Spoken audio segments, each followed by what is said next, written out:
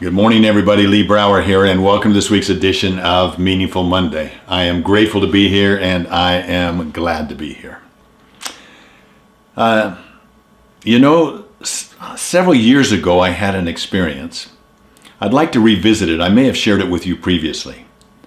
But when David York is a very prominent estate planning attorney, one that he and I align up with very, very well.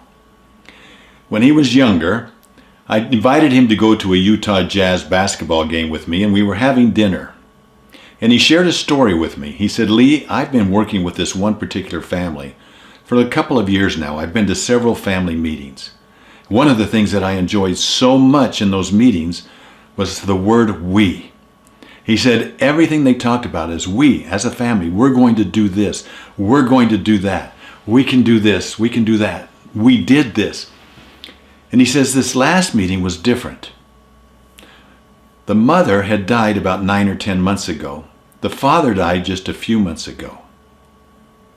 This was the first meeting without either one of them. Guess what I didn't hear very much? The word we. What replaced it? I. Me. What's in it for me? What's mine? What's my share? What am I going to do? He said it had a completely different feeling.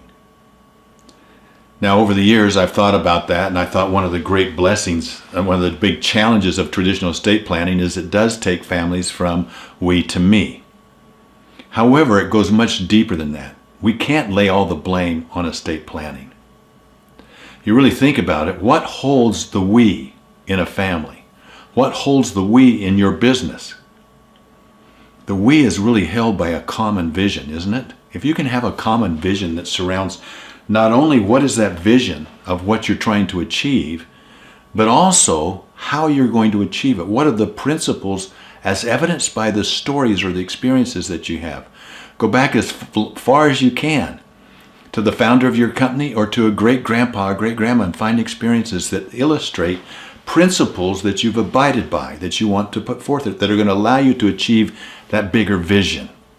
One of the great responsibilities of leadership is to be able to see a large vision and not sacrifice it for something now, but to be able to willing to sacrifice the now for something into the future that's much bigger. And if you can instill that, then you've got something that really works. So I think to be able to put the we into a company, you identify first the vision. I look at our own company. We've identified a vision.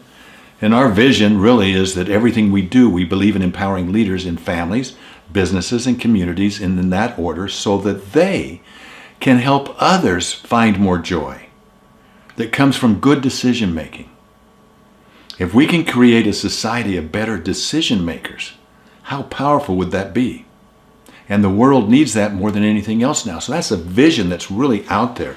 And if I can attract the right people that can celebrate in that vision or can grasp that vision, then I've got something that's going to last, that's going to be able to be there if you take me out of the equation, or the we continues.